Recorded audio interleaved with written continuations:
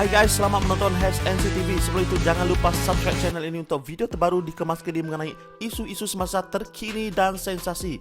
Jangan lupa share video ini untuk manfaat bersama.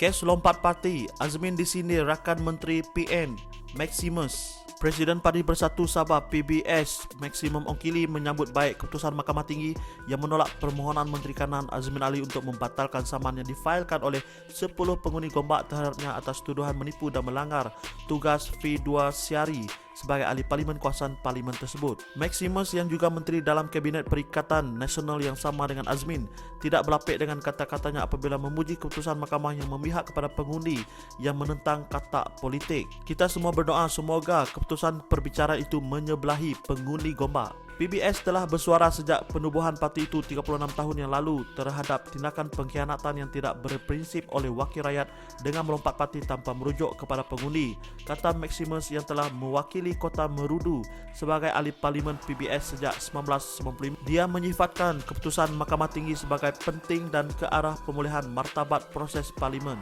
Bukan hanya sebagai pemimpin yang diundi, mana-mana penjawat awam juga mesti bertanggungjawab atas tindakannya, terutama hasil dan kesan yang timbul daripada kepercayaan yang diberikan oleh pengundi kita. Seperti yang diputuskan oleh mahkamah atas kes tersebut, wakil-wakil rakyat yang diundi memiliki tugas fiduasiari kepada pengundi mereka.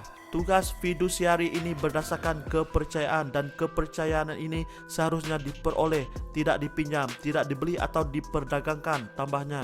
Minggu lalu menyaksikan pendengaran mahkamah dalam talian mengenai permohonan Azmin untuk membatalkan saman tersebut dan juga percobaan para pengundi untuk membatalkan sebahagian daripada pernyataan pembelaan ahli parlimen Gombak itu terhadap saman yang berkaitan dengan dakwaan pengkhianatan janji pilihan raya umum ke-14 PRU 14.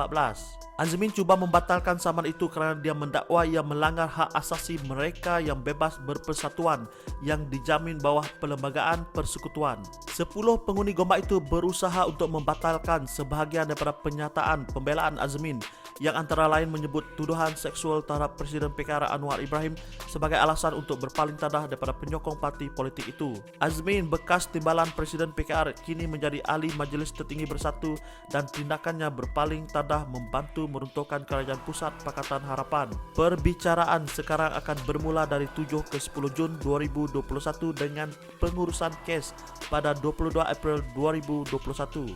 PBS jatuh kerana katak politik. Maximus berkata keputusan Mahkamah Tinggi itu memang dinanti-nantikan orang ramai kerana akan menetapkan standard baru dalam amalan prinsip politik serta perilaku wakil rakyat dan kualiti perkhidmatan mereka. Pada bulan Jun 1995, saya membuat ucapan penting di parlimen dan menumpukan banyak masa atas peristiwa kejatuhan pemerintahan PBS yang dipilih pada tahun 1994 hanya setelah 5 minggu berkuasa kerana katak politik. Ia memang peristiwa politik yang dahsyat bagi Sabah. Sebuah kerajaan yang terpilih tiba-tiba boleh runtuh kerana politik yang tidak mempunyai prinsip politik oleh ahli-ahli Dewan Undangan Negeri yang dipilih dan dilantik, katanya. PBS berpandangan bahawa sehingga ke hari ini hanya parlimenlah yang boleh menjadikan tidak sah bagi seseorang ahli parlimen atau anggota DUN yang terpilih untuk melompat parti tanpa terlebih dahulu kembali mendapatkan mandat pengundi melalui pilihan raya kecil, katanya. Anggota Parlimen Kota Merudu itu berkata pada tahun 1995 kerajaan PBS runtuh kerana memiliki majoriti 8 orang adun, termasuk 6 adun lantikan yang dicalonkan, tetapi dalam 10 hari setelah diruntuh, PBS hanya memiliki 5 adun. Antara adun berpaling tadah terkenal ialah Yong Teck Lee, Bernard Dompok dan Joseph Kurup. Bapa saudara Ongkili sendiri, Jeffrey Kitingan, juga dikenang kerana telah mewakili sejumlah parti politik termasuk PBS, AKAR, PBRS, PKR dan STAR. Untuk rekod, PBS sendiri telah mengubah keanggotaan dalam beberapa gabungan pada beberapa kesempatan selama bertahun-tahun sejak bermula dengan Barisan Nasional pada tahun 1980 dan kini bersama PN. Rakyat di negara ini nilai sendiri. Suara rakyat, suara keramat.